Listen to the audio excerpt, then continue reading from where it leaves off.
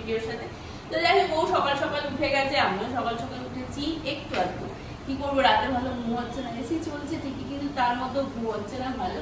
তা সকালবেলায় উঠলাম, ওর পড়ানো আছে, ও তাড়াতাড়ি উঠে পড়াতে বসে গেছে অলরেডি। আর আমিও ঘরে যেহেতু বেশি কথা বলতে পারছি না, তার জন্য মোটামুটিভাবে চেঞ্জ করে চলে এলাম রান্নাঘরের দিকে। এবারে দাদাটা চা খাবে, বাইরে ঘোরাঘুরি করছে, তাই দাদাটাকে চা দেবো, আমি একটুখানি চা খাবো, আর ওকেও একটু দিয়ে স্কুল ঘরে চলে যাবো। আজকে কিচ্ছু আনতে মানা করেছি, মাছটা কারণ বুঝতেই পারছো এই গরম, এখনই 8টা বাজেনি, তার মধ্যে এরকম রোদের ঝলক আসছে, জানলা দিয়ে দেখো কি অবস্থা। বেলাতে আরো বাড়বে, সুতরাং একদম হালকা পাতলাই হবে। টক ডাল আমার রয়েছে, সকালবেলা ব্রেকফাস্টও এখন আর আমি এগ বয়েল করছি না, এই গরমে পারছি না সোজা কথা বলতে। তো যাই হোক, এই হচ্ছে ব্যাপার। আর দেখি ব্রেকফাস্ট কি করবো, পরে চিন্তা করছি। আর ওকে বলে দেবো, ওকে বলবো আজকে ব্রেড খেয়ে দিতে, আর ও পড়িয়ে উঠবে তো তারপরে খাবে, যেই সেই জন্য। আর আমি রান্নার দিকে বেশি যাবো না, দুপুরবেলা কি হয় করে নেবো আমাদের। আর এদিকে শ্বশুরমশাই যখন বাজারে গেছে, জানি না কি আনবে, তারপরে সেই মাছের ঝোল ভাত বা কিছু একটা হয়ে যাবে। তো এইটুকুই, আমি স্কুল ঘরে এখন চলে যাব, তারপরে তোমাদের সাথে পরে কন্টিনিউ ব্লগটাকে নিয়ে এগোচ্ছি। কিন্তু এখন আগে কাজগুলো সেরে, টাইম হয়ে গেছে, মোবাইল টাইম আমাকে দেখাচ্ছে, আর দেরি করবো না, এখন সোজা স্কুল ঘরে। তো বেরোলাম, জাস্ট হাত পা পুড়ে যাচ্ছে। কি রোদ্দুরের তেজ বাবা! এইখান থেকে বাড়ির উল্টো দিকের দোকানে যাওয়াটাও দায় হয়ে গেছে, এমন অবস্থা। ও যাই তাড়াতাড়ি করে কিনে নিয়ে ঘরে ঢুকে পড়ি। বাপরে বাপ কি গরম! সেরকম হলে না হয় বিকেলবেলায় দিয়ে আসবো বাজার।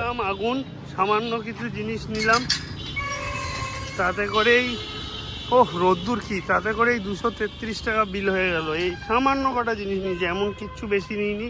একটু ঝিঙে, একটু আলু, পটল 35 টাকা, জানো বাবা রে বাবা! কি দাম জিনিসের। যাই হোক, এখন একটু মাছ আনতে যাবো, এই ব্যাগটা রেখে দিই, নাহলে ব্যাগটা নিয়ে মাছের বাজারে যেতে গিয়ে কষ্ট হবে। ব্যাগটা রেখে দিয়ে একটু মাছ নিয়ে আসি গিয়ে। প্রচণ্ড দাম বেড়েছে জিনিসের, মানে সামান্য কটা বাজার, যেটা শীতকালেতে এরকম বাজার 150 টাকার মধ্যে হয়ে যায়, এখানে এখন 233 টাকা পড়ে গেল। যে মাছ নিয়ে আসি টাকা যে মাছ বাজারে।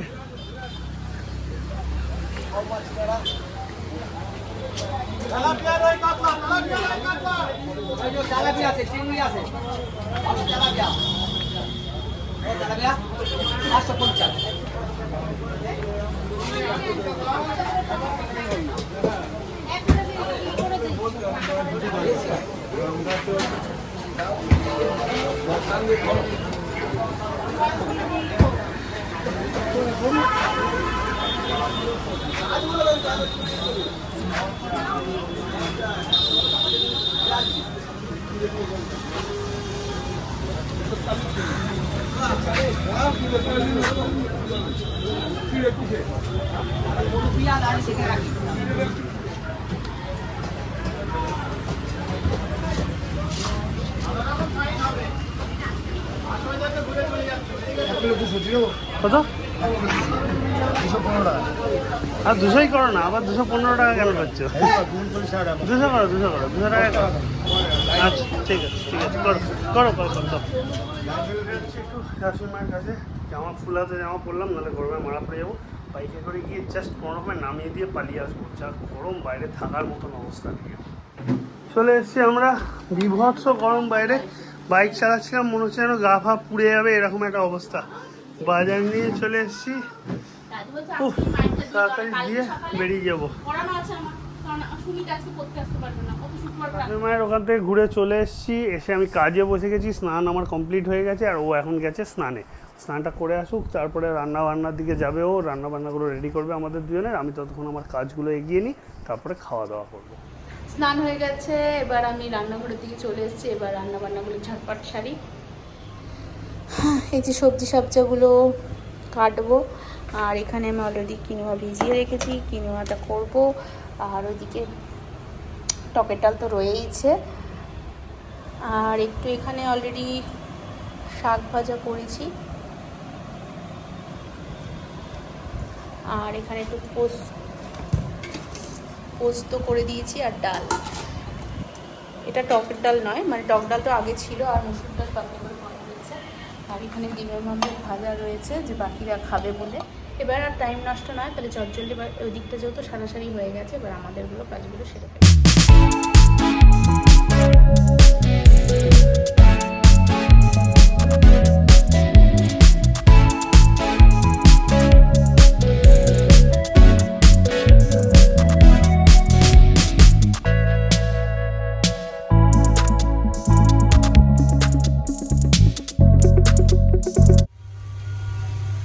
কিনোয়া সেদ্ধ হয়ে গেছে, এদিকে মোটামুটি সব হয়ে গেছে। একটা বয়েল করব, রেডি করে নিয়ে এবার জলদি আর একজন এদিকে লাঞ্চের জন্য তাগিদা দিচ্ছে।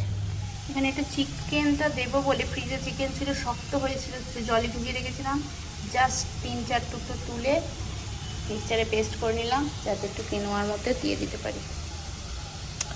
চলছে সেই থেকে, কিছু তেমন বলার নেই। এতক্ষণ ধরে খেতে দাও করছিল। একটু লেট হলো, আমি নিজে মায়ের ওখান থেকে এলাম, তারপরে এদিকের বাড়ি রান্না কিছুটা গিয়ে গেছিলাম, সেটা করলাম, সেটা পরে তোমাদের দেখালাম। যাই হোক, তারপরে আমাদেরটা করলাম, একটু তো টাইম লাগবে। উনি মিটিংয়ে বসে গেছে, দেখো ঠ্যাং শটাং করে চেয়ারে বসে উনি মিটিং করছেন। বিরক্তিকর, মানে আমি কিছু আর আমার বলার কিছু নেই, ঘ্যামাসে বসে গেছে। তো করতে থাকুন, কতক্ষণ লাগে দেখি। ততক্ষণ আমার স্কুলের এই কটা খাতা বাকি আছে, আমি লিখে ফেলি।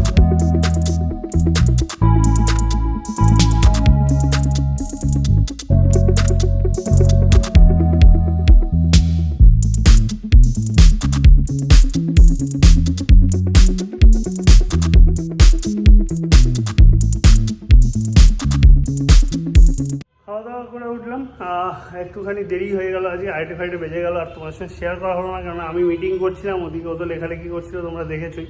তা এইসবের চক্করতে একটু দেরি হয়ে গেল। তো যাই হোক, এবার খাওয়া দাওয়া করে উঠেছি। এবার উঠে নিয়ে আমি একটা জিনিস দেখবো বলে একটুখানি এদিকটাতে এলাম। সেটা হচ্ছে আমার কাছে একটা ম্যানুয়াল মিটার আছে, বুঝেছো? এটা হচ্ছে টেম্পারেচার মিটার আর কি।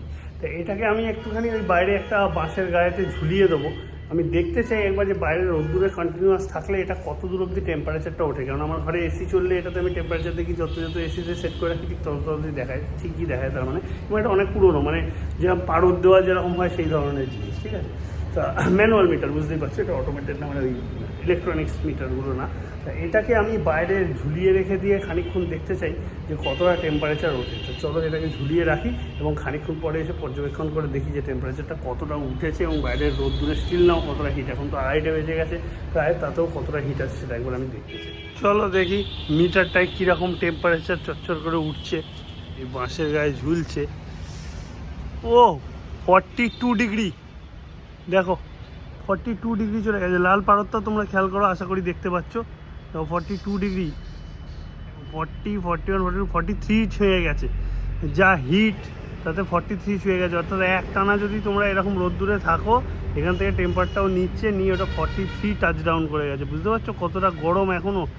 বাপ রে বাপ, মানে কি বলবো তোমাদেরকে, সত্যি প্রচণ্ড রকম গরম। আশা করি তোমরা এই লাল পারদটা পরিষ্কার দেখতে পাচ্ছ। দেখো 43 ওপরে টাচ ডাউন হয়ে গেছে। এক টানা রোদ্দুরে থাকলে স্বাভাবিকভাবে হিটটা বাড়ছে, তার ফলে ওটা 43 ওপরে চলে গেছে। উফ কি গরম! হ্যাঁ, আমিও এরকম হাত রাখছি, এমনি এমনি জ্বলছে হাত এরকম রাখলে পুরো, এতটাই টেম্পারেচার।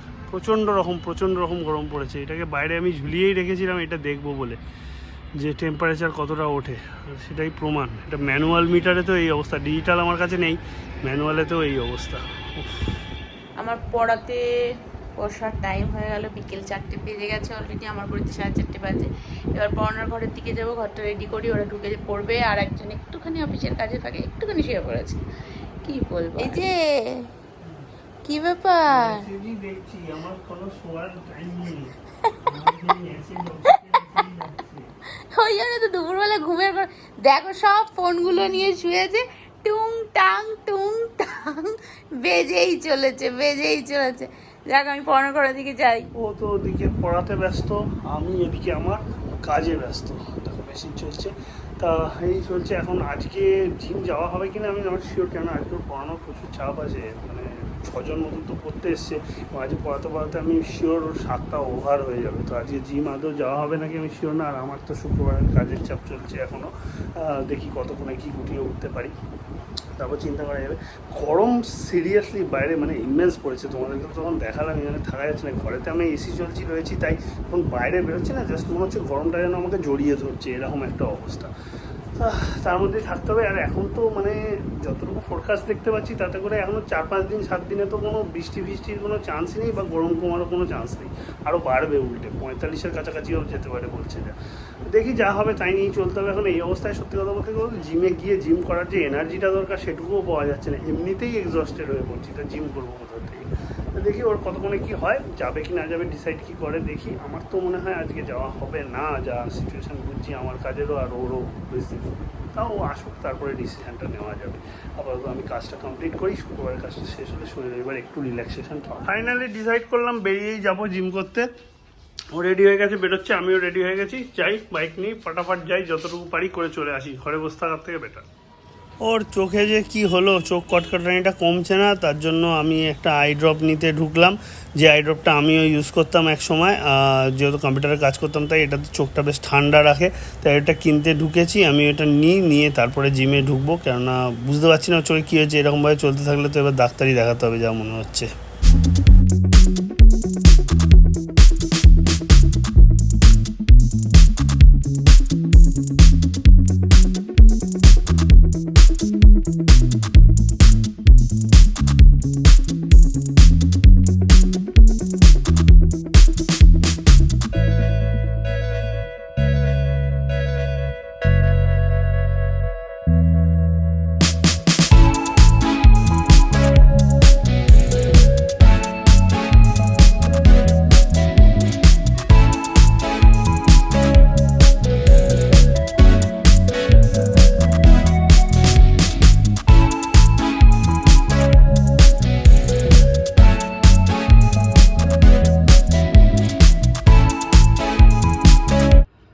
জাস্ট নাও জিম থেকে দুজনে ফিরলাম। ও একটু গা টা ধুয়ে এলো, আমিও গা ধুলাম। একটু পরে ডিনারের দিকে যাব, কিন্তু একটা জিনিস আমাকে একটু চিন্তায় ফেলছে। তখন জিমে ঢোকার আগে ওষুধের দোকানে ঢুকেছিলাম, তোমরা হয়তো দেখেছো। ওর জন্য একটা চোখের ড্রপ কিনলাম, যেটা আমিও এক সময় দিতাম। ওটাতে চোখটা অনেকটা মানে ঠান্ডা থাকে বলতে পারো। তো ওর চোখ আবার সেই জ্বালা করছে, থেকেই কটকট করছে। সুতরাং চোখে কিছু তো একটা ইরিটেশান হচ্ছে। এই যবে থেকে ফিরে এসেছি তবে থেকেই খালি বলে যাচ্ছে চোখে কষ্ট হচ্ছে, চোখে কষ্ট হচ্ছে। সো আর 1-2 দিন বড় জোর আমি দেখবো, যেহেতু চোখের ব্যাপার, বেশি লেট করবো না। সেরকম হলে একটা ডাক্তারের কাছে নিয়ে গিয়ে ওর চোখটা দেখানোর ব্যবস্থা করতে হবে, যে চোখেতে কী হচ্ছে। কেননা খালি এরকম চোখে জ্বালা করাটা, গরমে আমারও চোখ জ্বলে, কিন্তু এতটাও না ও যতটা বলছে। ওর খুবই ইরিটেশান হচ্ছে, সেটা ব্যাপারটা আমাকে এবার দেখতেই হচ্ছে যা অবস্থা। কিছু বলো, চুপচাপ আছো কেন? কি আর বলবো, কিছু না কিছু লেগেই আছে। চোখটা একটু রেস্ট দাও, তাড়াতাড়ি খাওয়া দাওয়া রেডি করো। খাটিয়ে শেষ করে দিন। খাওয়া দাওয়া রেডি করো, খাওয়া দাওয়া খাই, তারপর ঘুমাতে যাই। চোখটাকে একটু রেস্ট দাও, কেন তোমার বারবার এরকম কেন ব্যথা করছে, চোখে জ্বালা করছে, কটকট করছে, এটা বুঝতে পারছি না আমিও। আর চোখের ব্যাপারে নিয়ে বেশি রিস্ক নেওয়াও যাবে না। কি বললে? দেখি কি করা যায়। তো আজকের মতন good night. Good night, tata, bye bye. পারলে ভিডিওটা স্কিপ না করে অবশ্যই তোমরা দেখো, আর আমাদেরকে অনেক অনেক ভালোবাসা দাও। জানি সেরকম কিছু আনতে পারছি না, কি করবো, গরমে তো বেরোনোই যাচ্ছে না, বুঝতেই পারছো। তার জন্য আমাদের পাশে প্লিজ থেকো। এমন ভেবো না যে আমরা কিছু সেরকম কন্টেন্ট আনতে পারছি না বলে, যে আমাদের ভিডিওটা বাজে হচ্ছে বলে আর দেখবেই না, সেটা প্লিজ করো না। আমাদের সাথে থেকো, আনার চেষ্টা করবো। একটু গরমটা কমুক, বুঝতেই পারছো কি পরিস্থিতি বাইরে চলছে। মানে যে একটু বেরোবো বা এটা করবো ওটা করবো কিছুই ইচ্ছেও করছে না। আর বেরোনো তো এখন একদমই বারণ, সবাই বলছে, চিকিৎসকরা পর্যন্ত বলছে, আর যারা এমনি ইয়েতে বলছে, নানা রকম লোকজন, নানা রকম বিশেষজ্ঞরা যারা এসব নিয়ে করছে, যে এতটা টেম্পারেচার এরকম বেড়ে গেছে। সবাইকে তো বলা হয় গাছ লাগাও, গাছ আমাদের প্রাণ, কিন্তু কোথায়, কবে গাছ লাগবে, সেই গাছ কবে বড় হবে, তারপরে গিয়ে না হবে, ততদিনে কত কিছুই হয়ে যাচ্ছে। আর কিছু বলার নেই। যে হারে আমাদের গাছ কাটা হয়েছে সেইটার আর পূরণ মনে হয় হচ্ছে না।